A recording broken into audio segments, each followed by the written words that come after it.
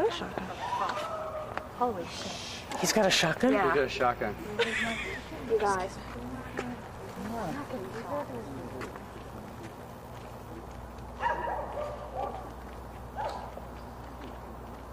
These people ain't done nothing wrong. Get out of here.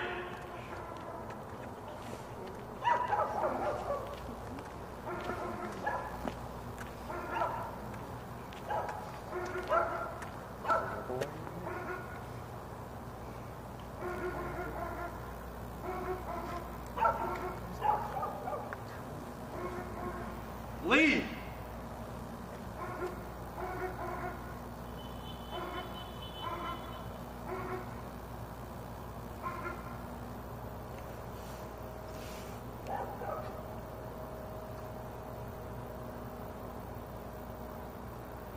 What the fuck do you think this is accomplishing?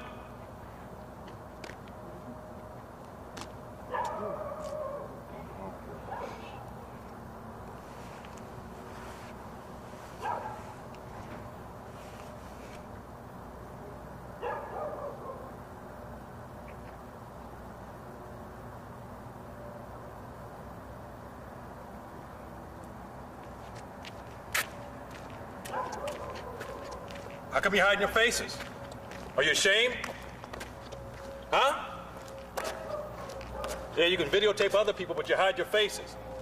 Assholes.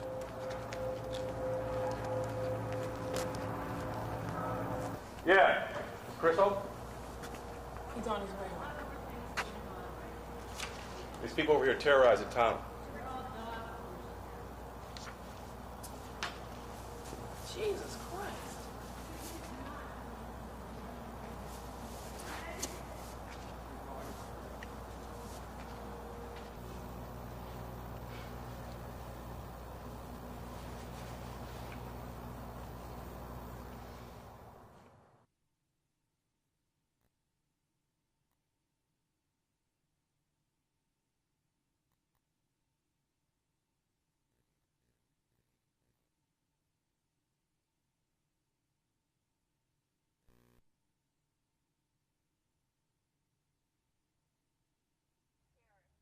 Various animals are held in cages, unable to move their entire lives, and then left to be cut open, tortured, and die. Your tax dollars are funding this. Protest and stand up against it. Don't let this happen. Many companion animals are stolen and taken to these places of abuse. Vivisection is scientific fraud with absolutely no value to humans. My name's Shannon. I'm an animal rights attorney here in Los Angeles, California. I got involved in animal rights back in college when I had to pick what I wanted to do for a living and wasn't sure, but I always loved animals and I knew that I wanted to do something that helped animals in some way. I just didn't know what. And it was then that I realized the conditions that animals live on in factory farms, and I became a vegetarian. And I also learned that animals are considered chattel in the law, which means that they're regarded as nothing more than, you know, a chair or a table. So I decided that I was going to make it my goal to get the laws changed so that the law recognizes that animals are sentient beings, they're living, breathing creatures that we need to accept and have respect for, and that if something happens to an animal, we need to be able to recognize that in the law somehow. And basically I just decided that's what I was going to do. Went to law school for it, took the bar, and went right into my own practice, and that's where I met a lot of activists and then became an activist myself. So I'm basically an animal rights attorney and an activist as well. Stand up against vivisection. They're using your tax dollars to fund this. Your tax dollars are used to torture and abuse animals. We need to stop this right now. We're here at UCLA, part of World Week for Laboratory Animals, which began back in the 80s as a part of Earth Day. I think back then it was only like one day. It was circled around Earth Day in April. Then we expanded it to be a whole week of activities. And so we've been doing it. We're going to be at Cedars-Sinai tomorrow. We're going to leaflet the March of Dimes March tomorrow, Walk America downtown. So we're doing everything to bring attention to the suffering of animals in animal experiments. Because for every dollar a researcher gets, the university gets 50 cents for allied things like buildings and parking lots. So they're not going to stop research because it builds all of these buildings here. Nothing to hide. Let us inside. 1, 2, 3, 4. Open up the cage door. They do a lot of basic research. This cat stuff where the sleep deprivation studies have been going on for 20 years. Never applied to humans. It just goes on and on. Tax dollars down the drain. Vivisection is to blame. What do we want? Animal liberation. When do we want it? Now. What do we want? Animal liberation. When do we want it? Now. How many animals did you kill today? How many animals did you kill today? How many animals did you kill today? The Chancellor is refusing to hand over documents. 6 months ago, Students for Animal Liberation requested public documents. UCLA has refused to hand them over. These documents explain the experiments of 9 researchers at UCLA who are torturing primates. We're talking about monkeys and chimpanzees. We have a legal right to these documents, and UCLA has refused to hand them over. We have asked the Chancellor, and he is refusing to get involved. I wrote an article and submitted it to the Daily Bruin about these records and how they were not given to us. And even the Daily Bruin was unwilling to run such a radical article. I don't know what is so radical about asking for public documents. Right now, a majority of the money that the taxpayer spends on medical research in the United States goes to experiments on animals. And those experiments end up killing, or perhaps paralyzing, or even blinding human beings. Millions and millions of people have died because they thought smoking was safe based on animal experiments, because they thought asbestos was safe based on animal experiments, because they thought drugs were safe based on animal experiments, etc., etc., etc. And it's almost an endless list. Even in this past calendar year, we've seen Resulin withdrawn from the market. We had Fen-Phen withdrawn from the market.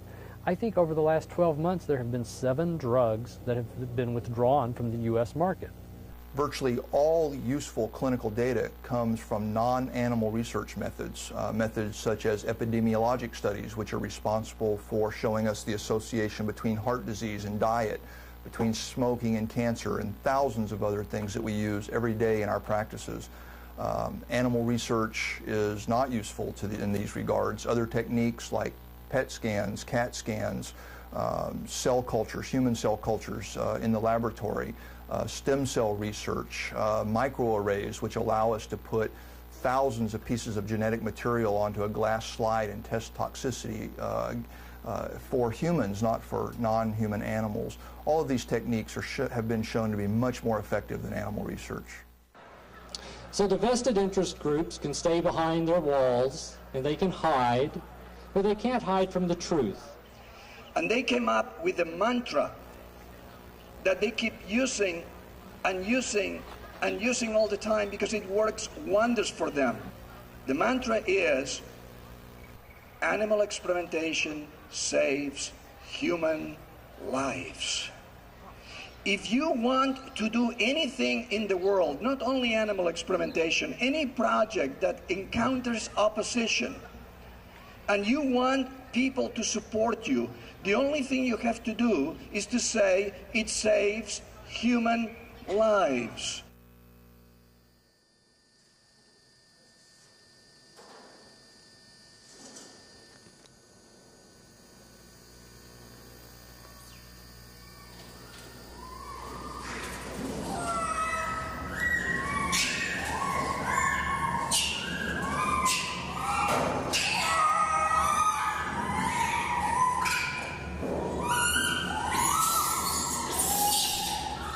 I worked at the Oregon Primate Center between the spring of 1998 and early 2000. And in the course of that 2 years and 2 months, I secretly videotaped the conditions for the monkeys. And I did this because I knew that if I didn't have proof, no one would believe me that this was really happening. The Oregon Regional Primate Research Center is one of 8 federally funded primate centers that is funded through our tax dollars through the National Institute of Health. And specifically at the Oregon Primate Center, they're doing basic research. The people who speak for these labs, the PR people, will always say, oh, we're highly regulated, we've got the USDA oversight and the Animal Welfare Act that ensures that these animals are well cared for. And it couldn't be further from the truth. The USDA inspects as little as once a year to these research labs, and they almost always know when the USDA is coming. When I was working at the Primate Center, there was a tidal wave of cleaning that happened just preceding the whole tour, and the technicians that work with the monkeys, they're not even trained as to what the Animal Welfare Act is or what the laws are. But I took an interest in it, and I studied the Animal Welfare Act on my own, and I found out what the regulations stated. And when I saw they were being broken, I made anonymous complaints to Dr. Isis Johnson-Brown, who was Oregon's USDA inspector at the time. And when we held our press conference, she was sitting right by my side, backing me up on what I was saying. I filed my report, which confirmed the complaint, but the USDA took no action. The USDA has little motivation to enforce the already weak laws of the Animal Welfare Act. I was unable to do my job, and eventually, out of frustration, I had to quit. I recognize the system is not set up to protect the animals, but instead, it's set up to protect the financial interest of the research facilities.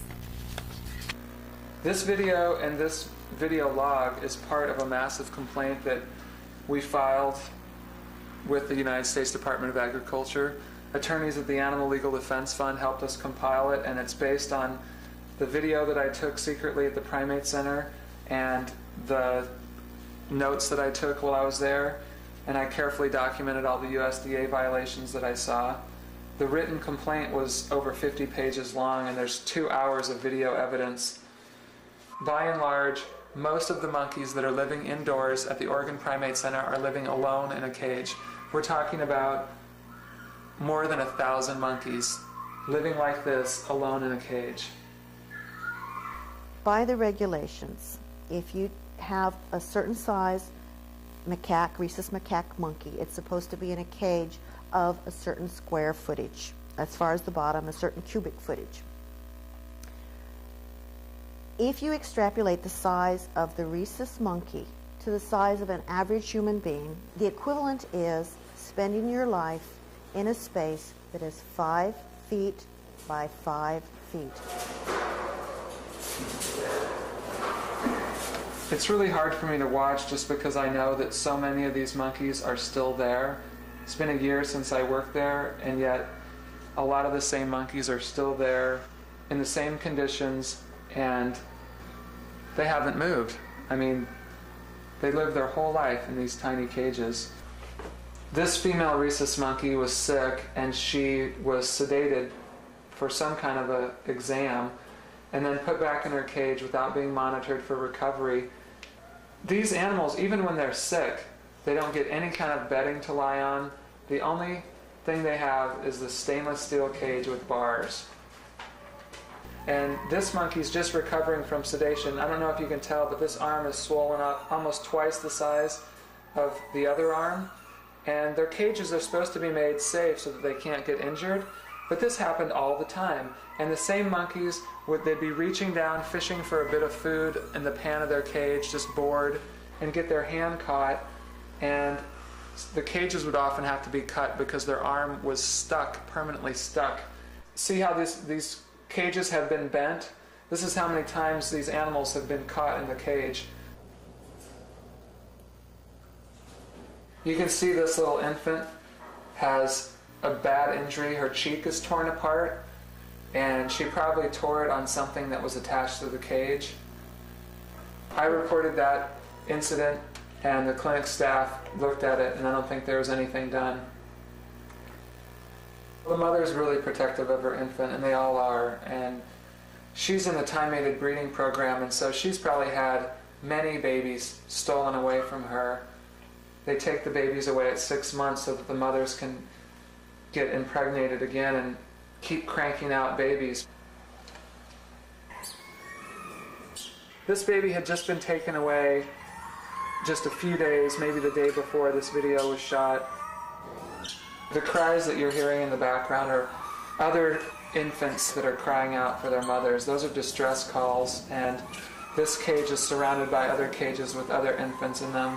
This is totally typical. This is happening all the time at the Oregon Primate Center and other primate facilities all over the place.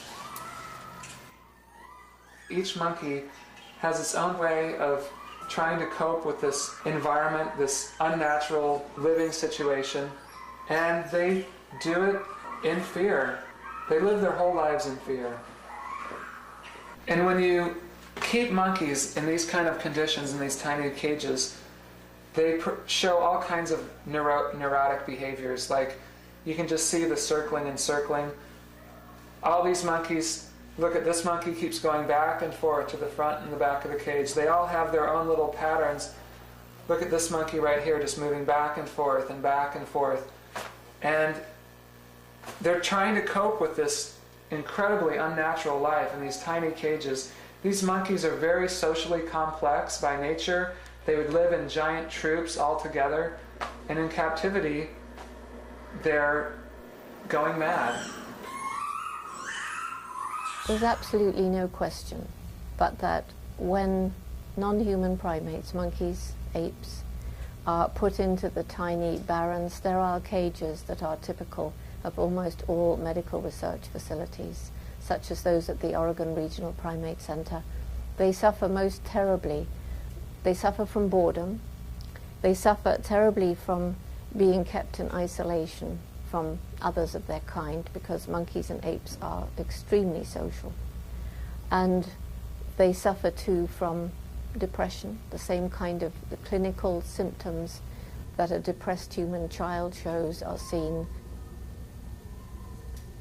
In the laboratories that use animals for medical or pharmaceutical experimentation and studies, I think the researchers find it very necessary to keep blinkers on. They don't want to admit that the animals that they are working with have feelings.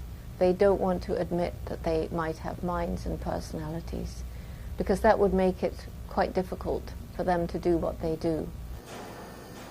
Judy Cameron is a researcher who has behavioral studies. She was using cynomolgus monkeys as a model for women who had trouble getting pregnant because they were excessively dieting or over-exercising.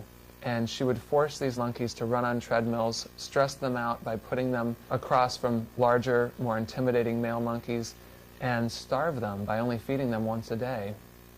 I saw a study Judy Cameron was doing where she would sew a heart monitor and a transmitter under the skin of the backs of these juvenile rhesus monkeys so that she could monitor their heart rate from a distance.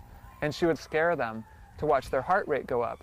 And supposedly this research was to determine whether human children have a genetic predisposition to being shy.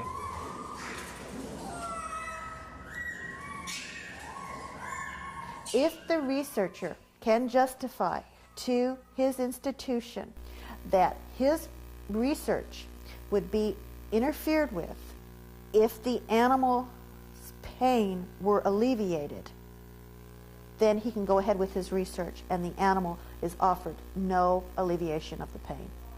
Electroejaculation was very common at the Oregon Primate Center, and it is a way to get semen samples for reproductive studies, in vitro studies.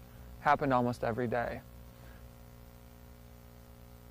What they would do is they would take male monkeys that were assigned to the protocol that had a metal collar around their neck, and two technicians would hook poles onto the collar and wrestle these monkeys out of the cage and force them into a chair that would lock their neck into a yoke. Then their arms and legs would be strapped down and their penis would be exposed, and metal bands would be wrapped around their penis. A positive and negative electrode would be hooked to each of these bands, and the technician would turn up the voltage and actually electrocute their penis until they ejaculated. And if they didn't ejaculate the first time, they would do it again until they ejaculated. Researchers will say, oh, this isn't painful, it's fine, it's just a little electrical stimulation. But myself witnessing it, and even the behavioral specialists that worked with me, were convinced that it was painful. The monkeys scream out in pain. Oftentimes their whole rear end lifts up off the chair that they're strapped to, and their legs shoot straight out. It was first discovered through human torture.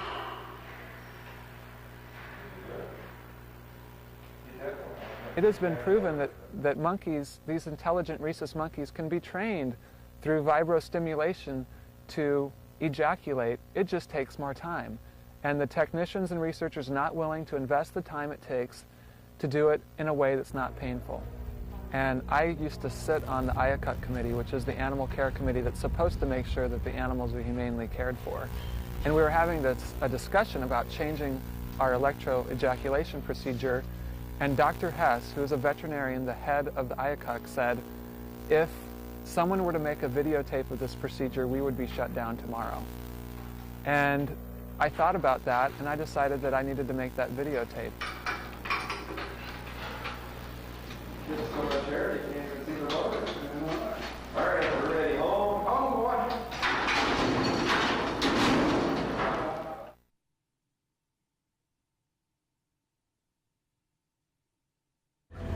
It's Sunday, May 13th. It's Mother's Day. It's 7:50 a.m.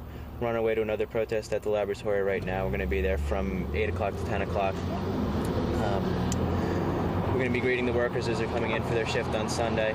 Happy Mother's Day, HLS! Is this how you thought you'd be spending it? Torturing animals while a group of angry protesters outside? You work at HLS, I don't care if you mop the floors, clean up the congealed blood. My name's Kevin Jonas. I'm a volunteer with Stop Huntington Animal Cruelty. It's an international campaign organization dedicated to shutting down Huntington Life Sciences. HLS is one of the world's biggest animal testing labs. It's a contract product testing laboratory, testing things like washing powders, food colorings, tanning lotions, but the bulk of their research is product testing for agrochemicals, industrial chemicals, and farm antibiotics. There's 3 Huntington labs, 2 of which are in England. One's in Suffolk, and the main lab is in Huntingdon. And then there's also one in East Millstone, New Jersey, and that's the one I'm campaigning against right now here in America. The reason Stop Huntington Animal Cruelty exists to shut down HLS is because of the animal cruelty. It's because time and time again we've been given a glimpse inside the laboratory. We've seen those animals suffering.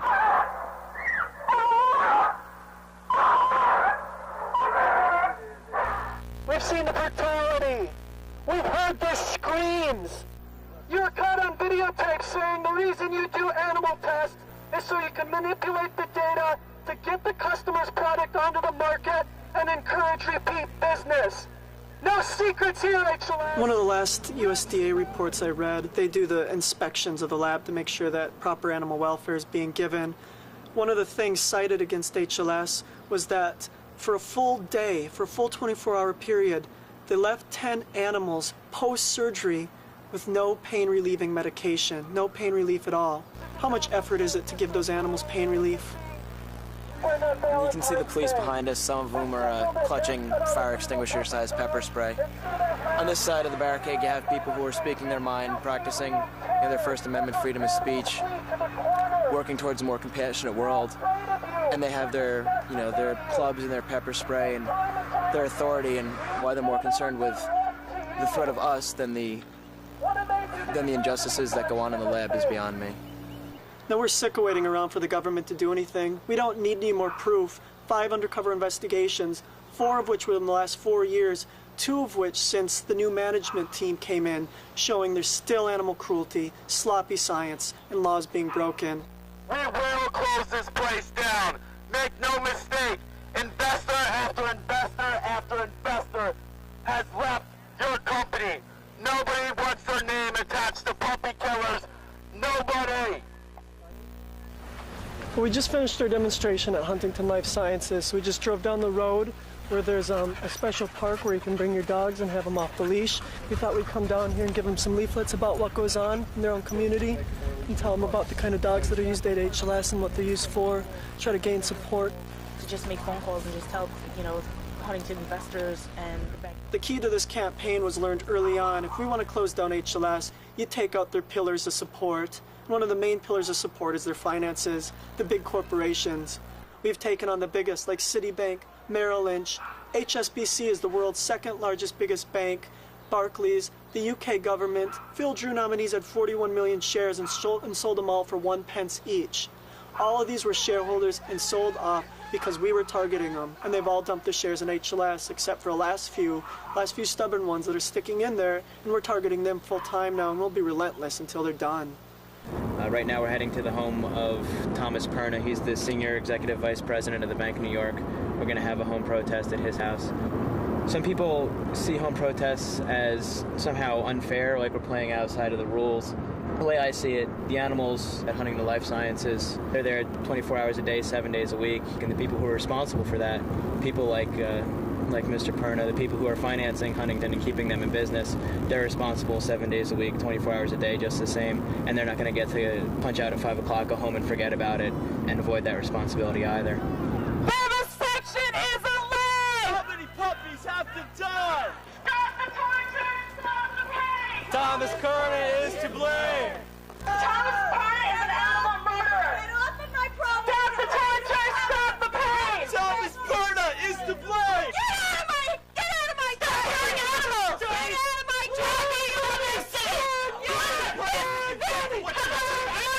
The other day ago, we did a home demonstration against the director of the Bank of New York. It was a home demonstration, and we pushed the envelope on it. This is not your neighborhood! This is our fucking neighborhood! Where do you live? I'm not gonna tell you where I live, because I'm not gonna tell fucking murderer where I live!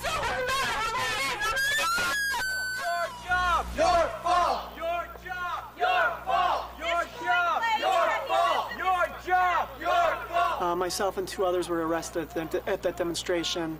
We were given our citations and released on our own recognizance, because obviously we're not a danger to society, we're not a threat, we're not terrorists.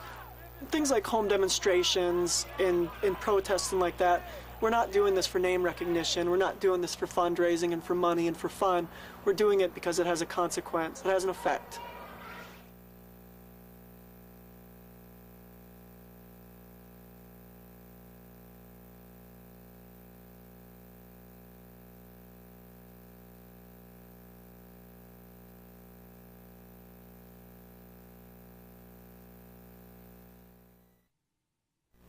Who's a terrorist? The researcher who's killing 500 animals a day at Huntington Life Sciences, the researcher that's causing pain to primates for 2 months before killing them in laboratories at UCLA? Who is causing the most terror? Them or someone like me who's simply trying to say, let me see what you're doing and let me hold you accountable for the money that you're spending, the taxpayer money that you're spending?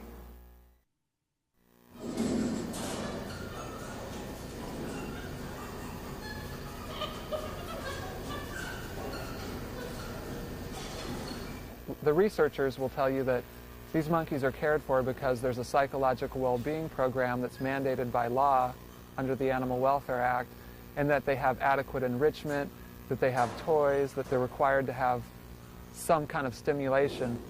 But the reality is, I worked in the behavioral department, and there is no way that a plastic toy, a dog toy, can substitute for the enrichment that a monkey has in a natural setting.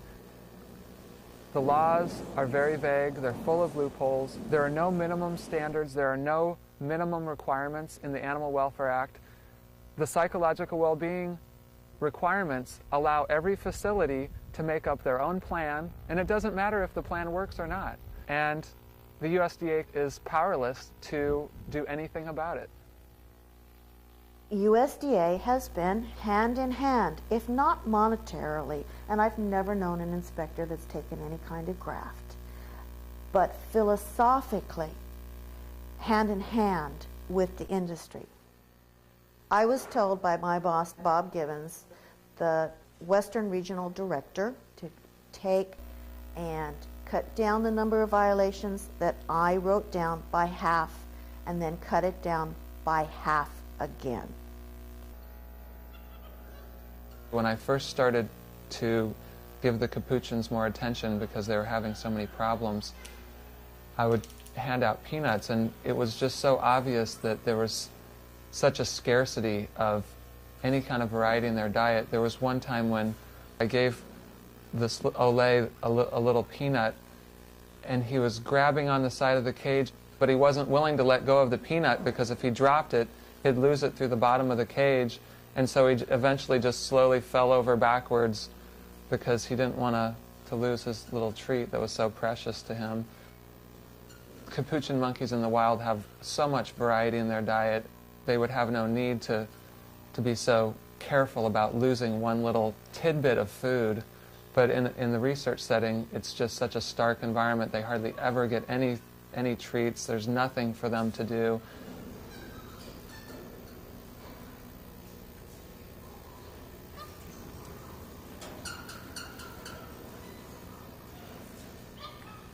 This little monkey, I named him Jeffrey, and he had an open behavior case for self-clutching, and he would do this all the time just to comfort himself. And this is a typical scene. This happens all the time at the Primate Center. Infant monkeys are taken away too young from their mothers at 6 months because they want their mothers to get pregnant again. It's a monkey farm. They're trying to breed monkeys to sell them for laboratory experiments. These monkeys are worth upwards of $3,000 a piece. It's just a business. This monkey here, Ziggy, had a behavior case for penis sucking, and he would suck his penis for comfort. The common link that they're finding with monkeys that were maternally deprived and living in isolation is that later in life they can become psychotic and start mutilating themselves and actually biting and attacking their own bodies. This monkey's name is Jonah. Jonah was taken away from his mother on the first day he was born and consequently became psychotic. They literally duct taped the bandages onto their bodies in a desperate attempt to keep them from removing the bandages and biting themselves. You can see the blood on the bottom of the cage. Here's another day, a totally separate injury, different occurrence. His whole arm is all mangled from self-injury. And here's another day, both of his arms are bandaged and duct taped. And this monkey I named Clark, and he had an open behavior case for depression. He had bitten his shoulders out of anxiety, and he wasn't eating. You can see he's just visibly depressed.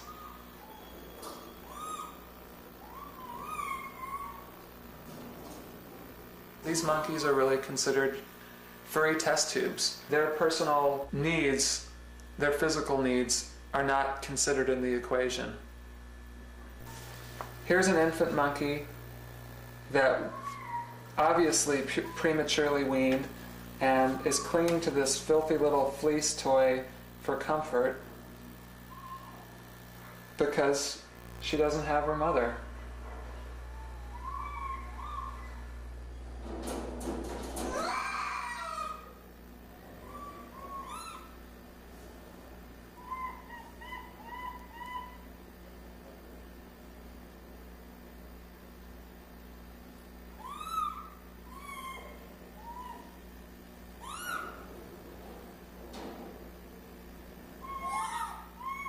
When I first saw the shots that were taken inside the Regional Medical Primate Research Center in Oregon, I was shocked, I was horrified, and I was very, very angry. The fact that today, as we enter the 21st century, conditions such as those that I saw can still be allowed to continue, that people can go to work every day and allow such barbaric conditions to continue is a very black mark against humanity.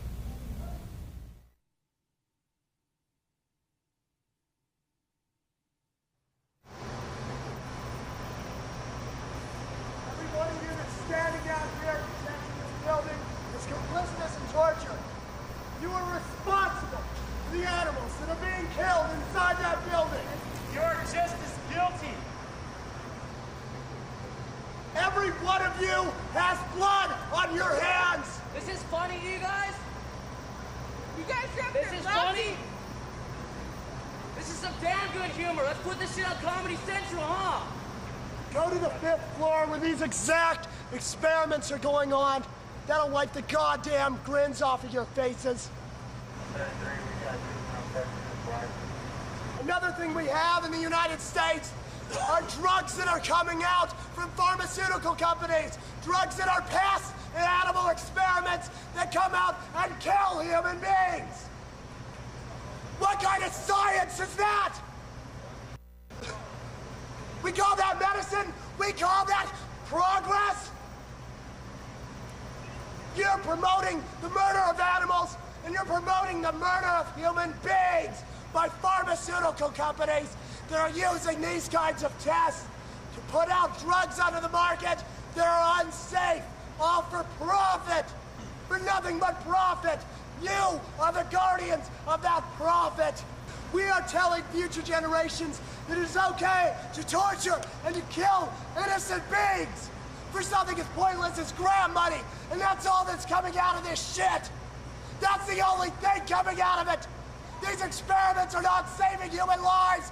What kind of legacy are we leaving future generations when we are saying that it's okay to kill and to torture innocent life?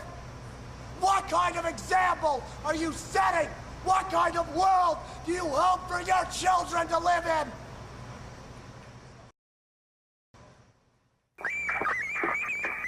Oh, shut up. Wait, I shouldn't sit back too far. He's pissed everywhere. You back it, shut up. Fucking sit still. I haven't got the patience today. I really haven't. Now settle down.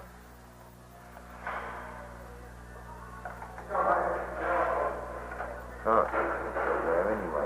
Oh, don't mess about, dog. Have a shake. Very well, anyway. Right.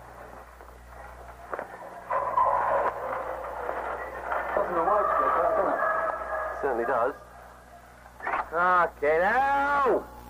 I'm really getting fucking mad with you! Every fucking time point! Come here, Robert.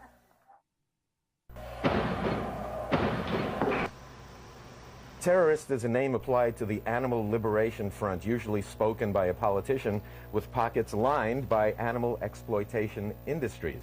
Today, we talk to David Barbarash, who is the press spokesperson for the Animal Liberation Front from the North American Press Office of the Animal Liberation Front. Welcome, David.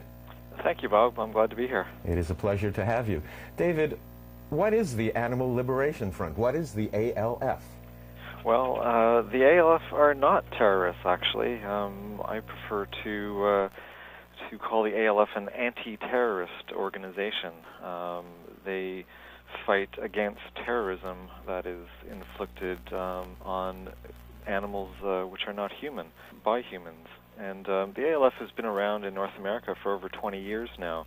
What they do, they raid animal facilities and rescue and save actual animal lives.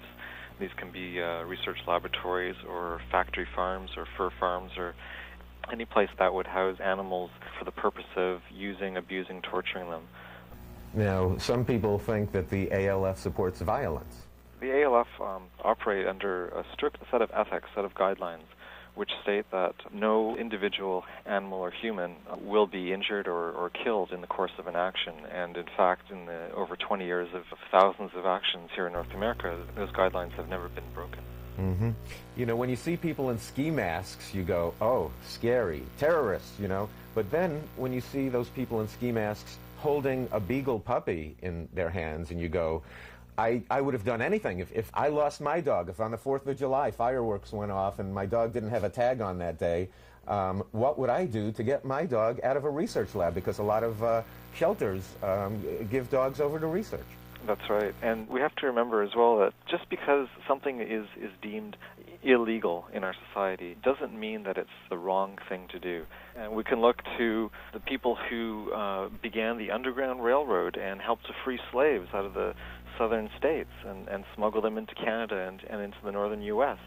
I mean, these were highly illegal actions. It was illegal to house Jews during World War II. Exactly. The barrier between taking action and not taking action is simply a social construct called speciesism. We have this construct in our society that says somehow that animals that are not human, their lives are worth less. There is a protest that's being planned against Huntington Life Sciences, and I guess it would be Stevens, that's going to take place in Little Rock, Arkansas. Stevens Inc. They actually bailed out HLS when they were about to go under due to the sustained campaign by animal rights activists. Okay, so that is planned as a big day, October 29th, where animal activists will converge on Little Rock to protest Huntington Life Sciences. So.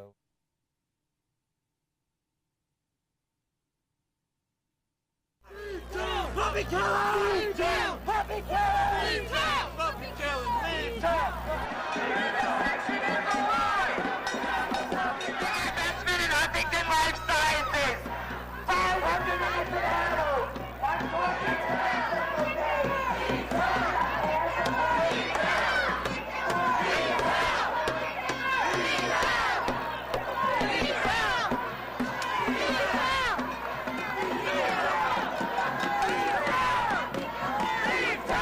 In Little Rock. I work downtown, and this is just excitement on a Monday afternoon. I don't care either way about the animal testing. They have a right to do it, to have a march and to get together, and I guess like a protest, if that's the right word, but I think some of these people may be so-so okay and sincere, and other ones are probably a little overboard. I might even describe them as kind of nutty. Stop the torture! Stop the pain! Warren Stevens is to blame! Stop the torture! Stop the pain! Warren Stevens is to blame! Stop the torture! Stop the pain! Warren Stevens is to blame! Well, I came down here to show my kids, basically, you know, that you have to support human rights as well as animal rights. That, you know, they're basically the same. So that's why I brought my kids down here, to see what's happening and actually be a part of the system and try to make a change.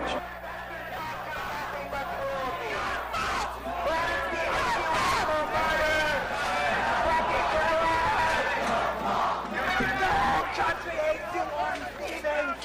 Warren Stevens, you're nothing but a disgusting animal murderer! Warren Stevens, you're disgusting animal murderer!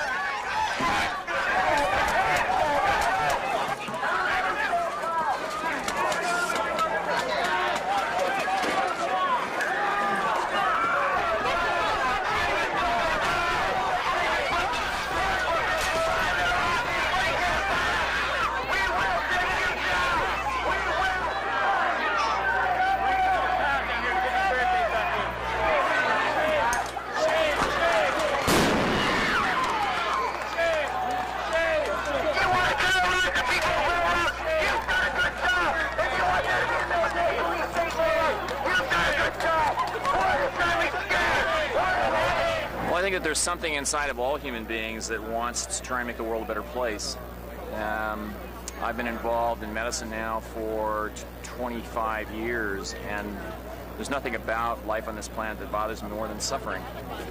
And I think that the greatest volume of suffering that I become aware of in my lifetime is the suffering experienced by other living things. And I worked for 20 years to stop human suffering, and I'd like to spend the rest of my life stopping the suffering of other innocent, helpless creatures. And I think that there's always been a desire amongst human beings to protect the weak and to fight for injustice. And I think that there's nothing more unjust than what's happening to these animals in these laboratories.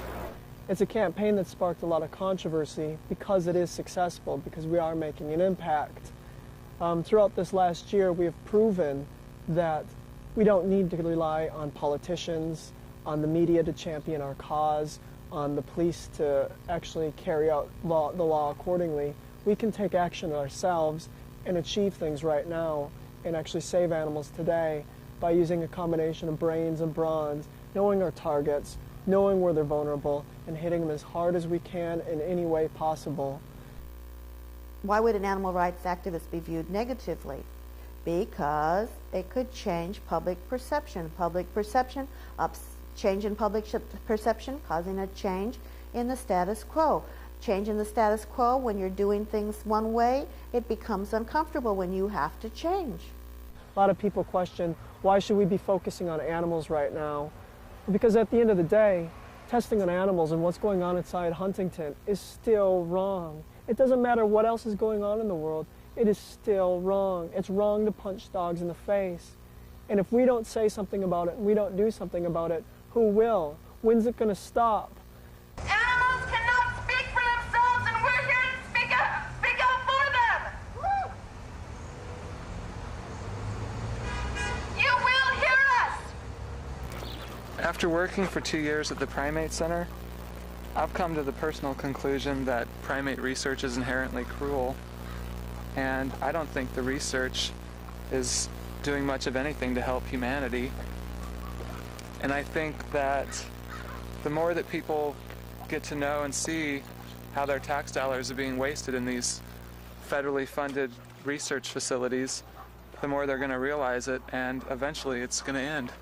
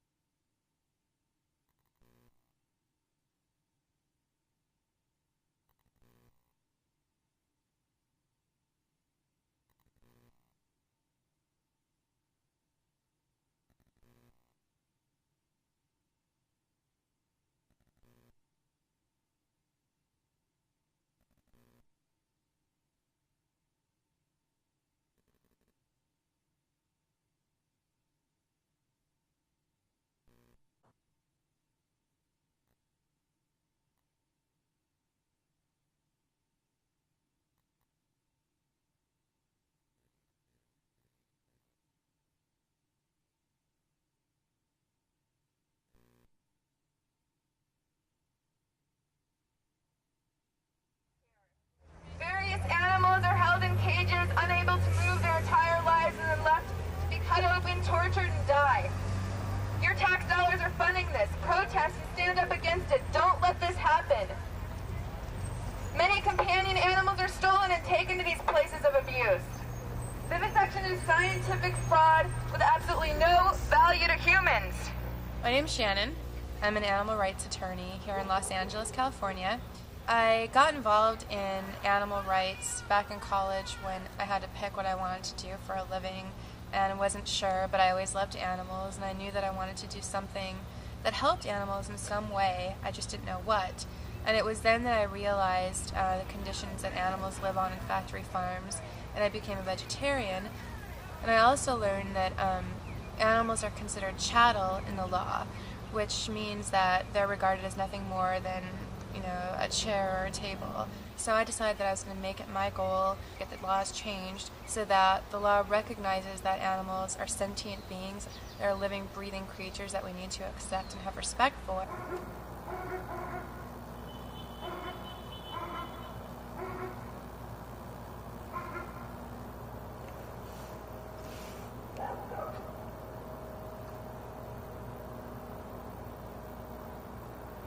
What the fuck do you think this is accomplishing?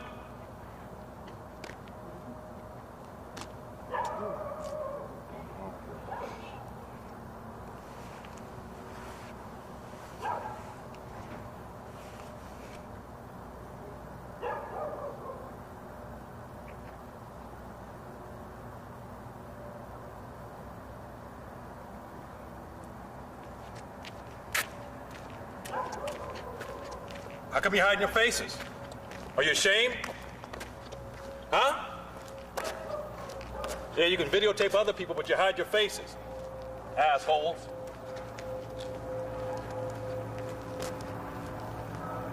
Yeah. Is Chris home? He's on his way. These people over here terrorizing town. Jesus Christ.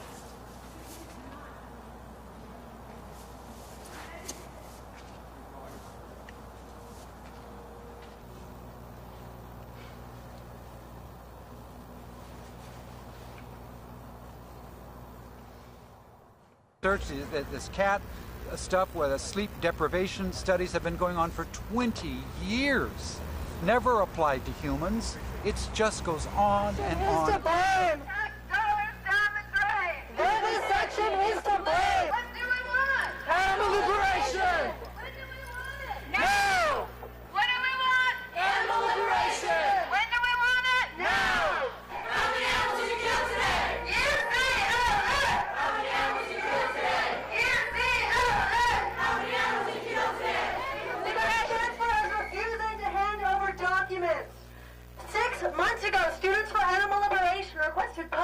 documents. UCLA has refused to hand them over. These documents explain the experiments of 9 researchers at UCLA who are torturing primates. We're talking about monkeys and chimpanzees. We have a legal right to these documents, and UCLA has refused to hand them over. We have asked the chancellor, and he is refusing to get involved. I wrote an article and submitted it to the Daily Bruin about these records and how they were not given to us. And even the Daily Bruin was unwilling to run such a radical article. I don't know what is so radical about asking for public documents. Right now, a majority of the money that the taxpayer spends on medical research in the United States goes to experiments on animals. And those experiments end up killing or perhaps paralyzing. And that if something happens to an animal, we need to be able to recognize that in the law somehow. And basically I just decided that's what I was going to do. Went to law school for it, took the bar, and went right into my own practice. And that's where I met a lot of activists and then became an activist myself. So I'm basically an animal rights attorney and an activist as well. Stand up against vivisection. They're using your tax dollars to fund this. Your tax dollars are used to torture and abuse animals. We need to stop this right now. We're here at UCLA, part of World Week for Laboratory Animals, which began back in the 80s as a part of Earth Day. I think back then it was only like one day. It was circled around Earth Day in April. Then we expanded it to be a whole week of activities. And so we've been doing it. We're going to be at Cedars-Sinai tomorrow. We're going to leaflet the March of Dimes March tomorrow, Walk America downtown. So we're doing everything to bring attention to the suffering of animals in animal experiments. Because for every dollar a researcher gets, the university gets 50 cents for allied things like buildings and parking lots. So they're not going to stop research because it builds all of these buildings here. Nothing to hide. Let us inside. 1, 2, 3, 4. Open up the cage door. They do a lot of basic research.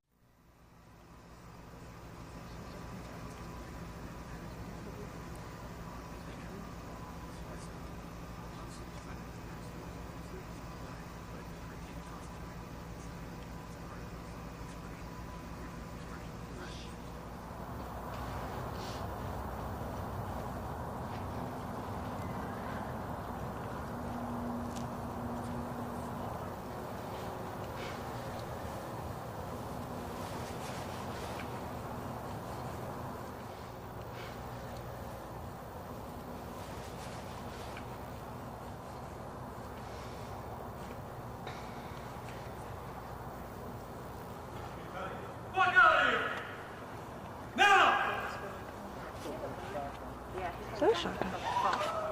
Holy shit. He's got a shotgun? Yeah. He got a shotgun.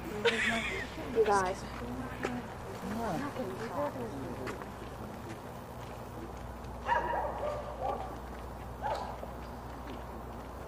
These people ain't done nothing wrong. Get out of here.